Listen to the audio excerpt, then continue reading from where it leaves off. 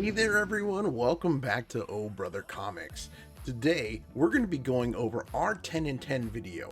That's the video where we go ahead and we pick 10 books that came out this last Wednesday and we let you know what we thought about them.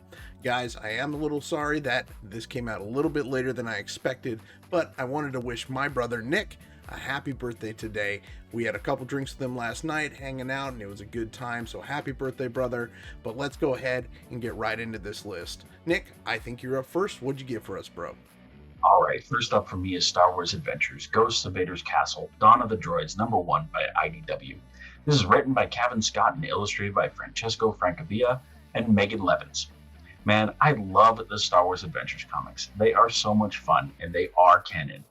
This one is set after the fall of the Empire around a couple of scavengers who find a secret library that the Empire had used to store books, art, relics, other historical objects, but when they left, they destroyed a whole bunch of it, so the whole place is in disarray.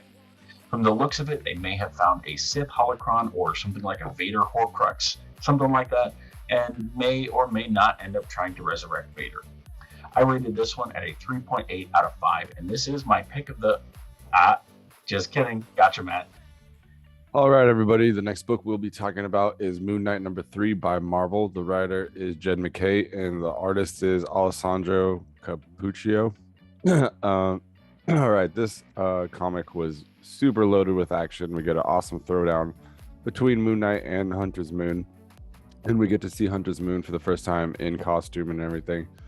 This series continues to wow me for sure. It's absolutely amazing. I love the writing. I love the storytelling. And aside from the action, we get really cool moments between Moon Knight and the other characters. And yeah, it's an absolutely amazing story. The story is moving like really fast too. So it's keeping me guessing. I don't know what's going to happen in the next issue. I thought like what was going to happen in this issue was going to carry on a little bit longer, but yeah, they're just boom, they're just hit the ground running and they're just going. So I give this issue a rugged 3.6. Don't mess with Moon Knight, bro. For our next book, we chose Batman Secret Files Miracle Molly #1. This book is written by James Tynion and art is by Danny. This book really was such a good, fun read. Tynion really knocks it out of the park with the way he captures feeling and emotion with his writing, and Danny's art definitely backs it up. This was the origin of Miracle Molly, and you really feel how trapped she was in her previous life. And then when you see her finally release into her true form, you really feel that relief. This book was a lot of fun. It's my pick of the week. I rated it 4.3 out of 5 this week. All right, for my pick of the week, I chose Teenage Mutant Ninja Turtles: The Last Ronin #4 by IDW. This is written by Kevin Eastman, Peter Laird, Tom Waltz, and illustrated by Kevin Eastman, Isao, and Isaac Escorza. So, issue 3 left off with Donnie and Splinter heading to the peace talks somewhere outside of Narita, Japan. This issue picks up right where that one left off and continues with this amazing story. We get to see a bit more of the past that ended with the last Ronin being the only turtle left alive. The whole story is amazing, very well done. I love the transitions between the art styles, love the callbacks to the original TMNT comic art. My only issue, and it is a big one, is with the interactions between Splinter and Oroku Hiroto. I just feel that the whole scene is just very uncharacteristic of Splinter. And I mean, I could totally see him acting like that if he had just watched Donnie die or if he actually knew that all of his other sons were dead. But he didn't, and he doesn't. So to me, it just felt out of place. I think it would have been so much more tragic if he watched Donnie die on the battlefield. But with that being said, this story is absolutely amazing. I can't wait until the next one, but I have to since these things come out once every decade. Just kidding, but really, the next one does hit shelves on October 28th. I rated this one at a 4.4 out of 5. All right, the next book we'll be discussing is Once and Future #20 by Boom Studios. The writer is Kieran Gillen and the artist is Dan Mora.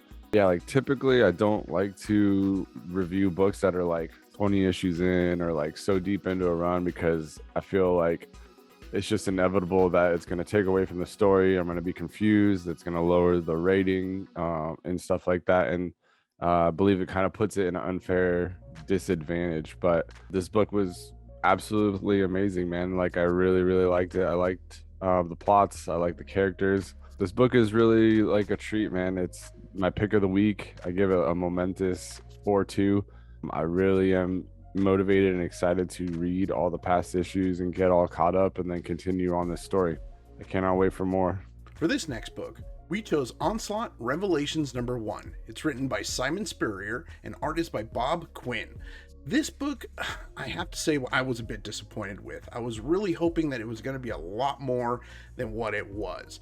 The writing was kind of sloppy for me, and it was really confusing. I lost place multiple times trying to figure out what's going on. It just seemed like the writing was trying to use bigger words to make it sound smarter, and it just fell apart.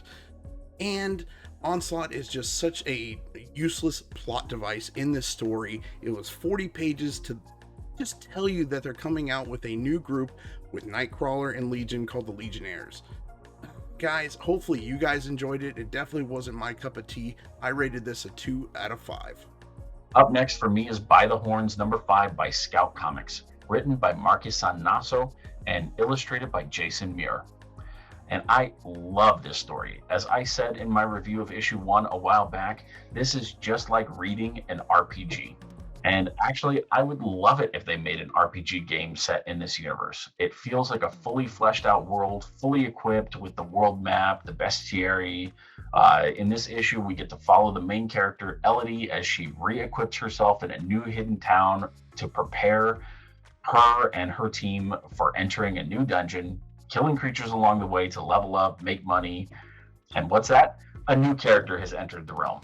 I love that Scout Comics has decided to turn this previously 7-issue mini-series into an ongoing series. I rated this at a 4.0 out of 5. The next book we'll be talking about is Frontiersman number 1 by Image. The writer is Patrick Kindlin, and the artist is Marco Ferrari. This book is really interesting. It seems like it's very different and very original, which came off as very like refreshing and exciting. We have like a hero coming out of retirement to kind of help an environmental group in a different way that he's not used to. There's a really good introduction to the character of Frontiersman, seeing his back history, who he is, what he's doing now, kind of the problems of the present. So yeah, I am really interested to see where this story moves on to. I do love the art. I do love the writing. The plot is like the one thing I'm like a little iffy on if it's something that's going to hold my interest or not. But yeah, the story is very different and just a fresh take on like a new story. Like, so it's pretty cool. I give this book an optimistic 3-2. Continuing along with our next book, we chose He Who Fights with Monsters number 1. It's written by Francesco Albertini and art is by Werther Della Dera. This book was a lot of fun and definitely has a great starting point to get a good story put out. It takes place in 1942 during World War II when the Nazis have occupied the city and they are looking to hunt down the Jews. It follows along this doctor who is a Jew himself, is out hiding as well as taking care of other Jews within the basement of his dwelling. While checking up on one of his patient tells him about the story of the Golem that was created long ago to help protect the Jews and basically has asked the doctor to go and reawaken it so that they can save their people. I, for one, am really enjoying this story and look forward to the next issue. I rated this a 3.8 out of 5. All right, my final book of this week is Vinyl number 4 by Image Comics. This is written by Doug Wagner and illustrated by Daniel Hilliard. This story is insane. So many twists and turns. The art is disgustingly amazing and the story matches its energy. Usually gory, violent stories are dark and grotesque in color. This comic is bright, colorful, has this sublime, cheery, careless feeling throughout, but it is filled with every bit of gore and violence you can imagine. Totally original. Every panel has something unexpected happen, and it's absolutely gripping. I have no idea what's going to happen next, but I am definitely going to find out. I rated this at a 4.2 out of 5. Well, alright guys, that does it, and we finished this list. Hopefully you guys enjoyed the list we put together. If we missed any books on this list, definitely leave us a comment down below and let us know what you guys read this week and what you thought about it. We'd love to chat with you about it. Thanks a lot, guys. Also wanted to throw it out there. If you haven't seen Lame or Frame by Rod the Rican, Matt, my cousin, was on that show and he competed with some awesome contestants who are also creators on YouTube. Definitely check it out. I'll put the link down in the description below.